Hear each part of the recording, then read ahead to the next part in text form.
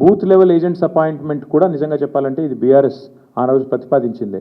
ఇక్కడ ప్రతి గ్రామంలో ప్రతి పార్టీకి నాయకత్వం ఉంటుంది, బూత్ లెవెల్లో కూడా ఉంటుంది.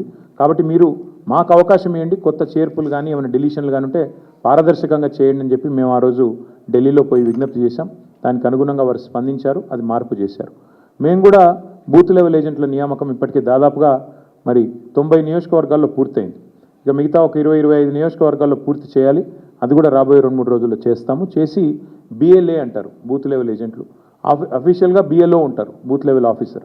వారితో సమన్వయం చేసుకుని పారదర్శకంగా ఈ ప్రక్రియ సాగడానికి మా పార్టీ వైపు నుంచి విజిలెంట్గా ఉండాలని చెప్పి మా పార్టీ అధ్యక్షులు సూచించారు. దానికి అనుగుణంగా ముందుకు నడుస్తాం. రాశి కంటే వాసి ముఖ్యమని నేను అన్నాను. అంటే ఏదో పేరుకి 1,00,000 దాటింది 2 లక్షలు దాటింది అన్నట్టు కాకుండా చాలా క్వాలిటేటివ్గా పని చేయండి అని చెప్పి మా అధ్యక్షుల వారు సూచించారు.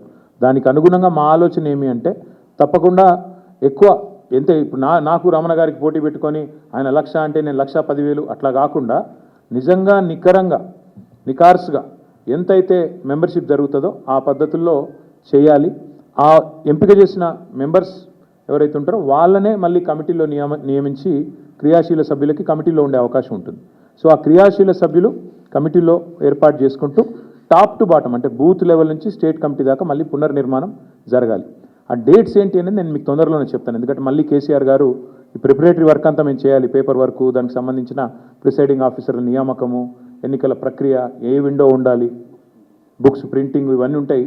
కాబట్టి దానికి కొంత సమయం కావాలి మాకు. అది అయిపోగానే వెంటనే కేసీఆర్ గారి ఆధ్వర్యంలో మరో సమావేశం జరుగుతుంది. బట్ ముఖ్యమైన నిర్ణయం ఈరోజు కమిటీలన్నీ రద్దయినాయి కాబట్టి కొత్త కమిటీల ఏర్పాటుకు ఇది మొదటి అడుగు ముందు పడ్డట్టే లెక్క.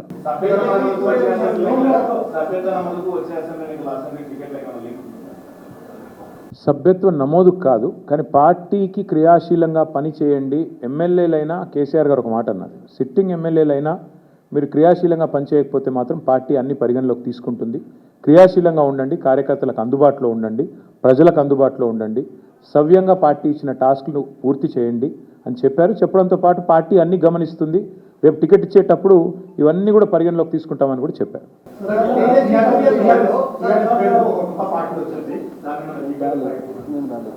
ఎక్కడ నాకు తెలిసి మాకు ఇప్పటి వరకు నాకున్న ఇన్ఫర్మేషన్ మేరకైతే నాకు తెలిసి పెద్ద ఇష్యూ ఏమీ లేదు. పార్టీలు వస్తుంటాయి పోతుంటాయి, అది పెద్ద ఇష్యూ కాదు. చాలా పార్టీలు వచ్చినాయి, చాలా పార్టీలు పోయినాయి.